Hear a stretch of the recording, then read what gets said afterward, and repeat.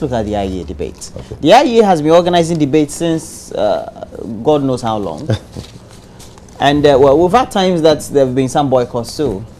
Not necessarily the NDC saying they want to boycott, but the reactions this time have not been too good. Now, generally, the presidential debate, let me start with you. They're a good thing, aren't they? Oh, yes. They're a good absolutely thing. But you have difficulties with the way the approach this time is from the IEA. Is that it? Well, for me, I'm not privy to all the issues at stake. But you've been reading about listening to them. But I believe that as an institution that wants to pride itself with debates when it comes to general elections, there are certain parameters that stakeholders have to be well briefed. Because at the end of the day, you want all the stakeholders to be on board. And therefore, in your planning to ensure that that particular event takes place, you involve your stakeholders. What do you need as stakeholders to be privy to? Oh, well... It's a debate. Yeah, it's a debate, all right. But you can't just wake up and say... I'm organizing debates at this point in time. Come and debate. No. Because every political parties, I believe, have their scheduled programs. Okay? That is why I'm saying you need to involve your stakeholders so that you plan with them. And when that is done, then they can flow with you. So your difficulty is now... I mean, I don't have personal... No, not you personally. I mean, as we have had utterances from leaders from your party. Well, maybe... They are speaking for the party. Then maybe the consultation have not been thorough, has not come forth, and they think that the IEA needs to involve the various stakeholders. And you see, recently, I was just I think yesterday or two, one of the presidential candidates for, I think, APC or so, spoke vehemently about the procedure that the IEA want to embark upon. And for me, I support that because, look, people want to aspire to leadership positions of this country, the topmost leadership position of this country. And if an institution wants to use its platform to enable Ghanaians assess the various aspirants, there is a need for you to be open to all and sundry. Once they are political leaders, presidential candidates, you need to give them the opportunity. In countries, some countries in West Africa, as we talk today, you have leaders who are not even coming on the ticket of political parties, independent presidential candidates winning elections. So if we say that because you don't have seats in parliament, and so therefore Ghanaians shouldn't listen to you, for me, I think the IEA needs to do a good job. They need to come again. Yeah. Yes.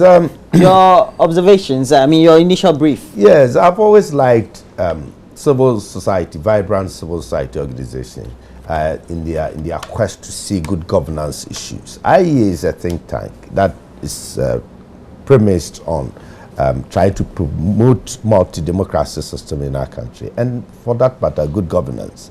So this year's elections, like any other year, any other period, we would have got to look at issues, and debates brings on board issues of economic importance, bread and butter issues, education, roads, whatever. So it is incumbent on we, the leadership, particularly the incumbency, to embrace any platform at any time.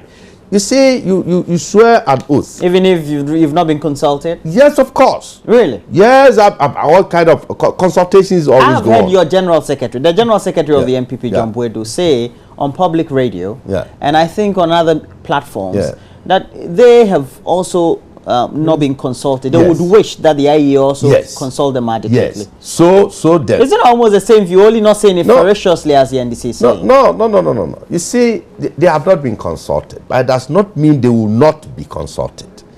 As we speak today, they have not been, but there's more room. I mean, tell me, which one is more appropriate? That before you come and put together an event for political parties as vociferous as you are, you consult them, and then you almost like do a preparation work. But that would have been the best option So you or the better option. So you do agree with the NDC after all? Yeah, it would have been a better option. So you do agree with the NDC after all? Yes, but if that notwithstanding, platforms that brings you face to face with the people, a leader, you and your people, whatever platform that brings you, gives you the opportunity for the people to listen to you and for you to articulate what you have done and what you intend to do, or your vision, that must be embraced. For me, yes, Joy TV wants me to come over.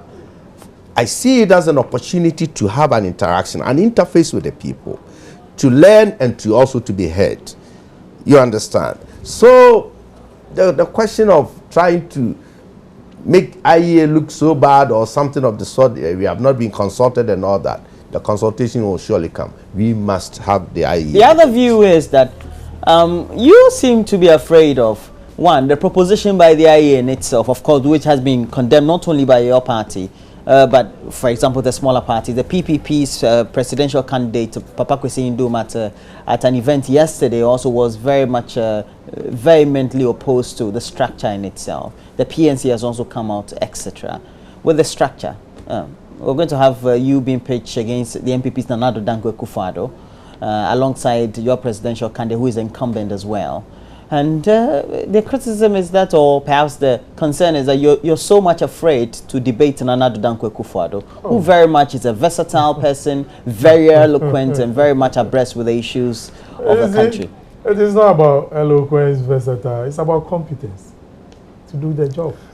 He and says it's more. Excellency, the president, on a different platform, even before the IEA came with this announcement, I've said categorically that he would have wished to have a face-to-face with the leader. So the please allow me. Wish to have the opportunity to meet the leadership of the opposition face-to-face on a debate on the economy of this country, any aspect of the economy. So it is not about the IEA coming in to say that it is pitching two candidates. No. Even the president himself had come out with that suggestion.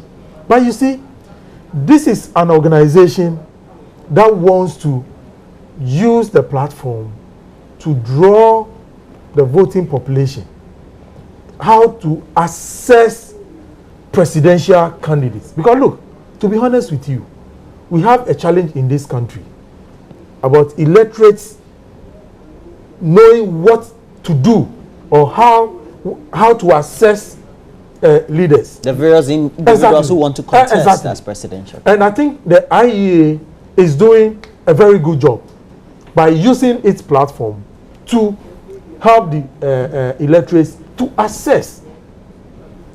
And by so doing, yes, consultation is very important.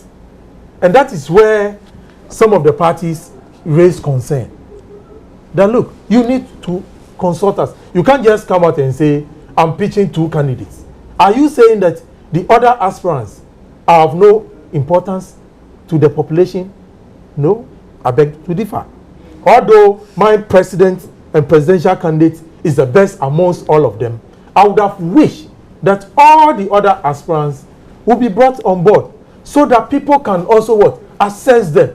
So that in the near future, if there is a need to have a change in the leadership, then the people would have also had the opportunity to assess some of the leaders and see their strengths and weaknesses. Yeah, the same way. Yeah, in the near future, change of leadership. Yes, it's just with us. But we know NDC and MPP are the two the strongest parties we have. Yes, of course. But I think IEA, per its own fundamental thinking, want to promote multi-party democracy, not a bipartisan sort of thing. Pitching the two most. But that's what they want to do. That's what they want to do. But I think they need to come back again. But so you also don't agree that that the two pitching of the two main parties and their presidential candidates is not the best way to go. They can have a two-tier thing. They can have all the aspirants or most of them together, and then finally they can land on the but two. that's still not fair, is it? Well, but you see, IEA is an entity of its own anyway, and they have their programs and plans. We cannot be planning for them and all those things. The best thing, what we're looking at, is we get the best out of whatever event that goes. I've always asked that back to 2012 in Tamale, we all saw what really happened, the IEA debate and all that, and the quality of it. Particularly, if you take Nana Dankwa Akufo-Addo, who of course was the best among the lot, you still had Dr. Abu Sakara. He exhibited some kind of true leadership. The way he articulated on agricultural reforms, how he would have thought through the transformation of the economy, it fed directly into Nana Dankwa Akufo-Addo's propositions and visions and all those things. So yes, one or two coming along may spice the whole kind of thing. And Pakwesin, I can assure you, Nana Kunedu Ajimai Rawlings being there, you can have some big time debaters on national issues of importance. So it all ties to the point that the consultation was very, very necessary. Yes. Okay, so now going forward, how does the IEA deepen the consultation now and make sure that that level of mistrust which seems to be existing between the IEA and the political parties, because I will not say that all the political, but the relationship isn't as cordial as it should be, because I know they have platforms for chairmen, they have platforms for general secretaries too, in which some of these things could have been posited there or perhaps put there for them too. You've hit a point. Mistrust, maybe perception or whatever, but it may be rare. You see, IEA for a long time have been seen in the light of this mistrust sort of thing by certain political parties. We have been comfortable with all civil society organizations whose duty or whose duties are to help promote good governance systems in the country. Criticism of incumbent government is something that you cannot run away from. Of course, constructive criticism, something you cannot run away from. And by and large, the spotlight is always on the government, is on the government of the day.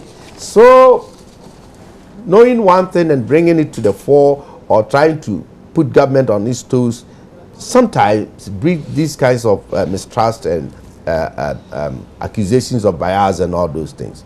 I cannot speak for the NDC. I can speak for my New Patriotic Party. We are ever ready. Our candidate, Nana Dankwa Akufo-Addo, is ever ready for the people of Ghana.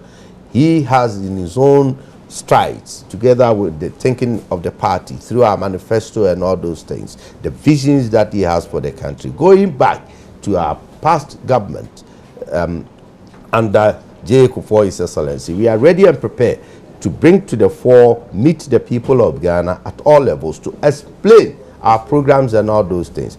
We will bring to the fore the inadequacies and the inefficiencies and incompetencies of President Mahama's government. We will bring to fore. We will bring everything to light.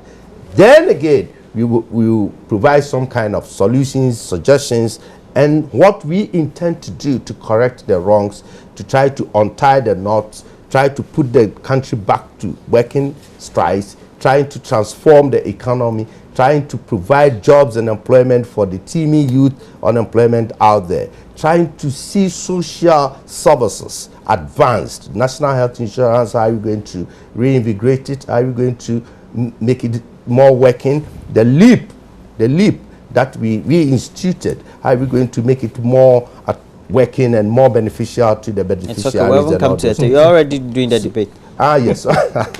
So these are the things. So just these are the things we want Ghanaians to know. So whatever platform is provided, we are ready and prepared. Cool. Yeah, so you want the IEA to come again? Yeah. But it's not because you're afraid that you want to the president is already accounting to the people. No. He's meeting them one-on-one. The thing is that they said the president is afraid to debate Nana Dankwa Akufo-Addo. Well, but let's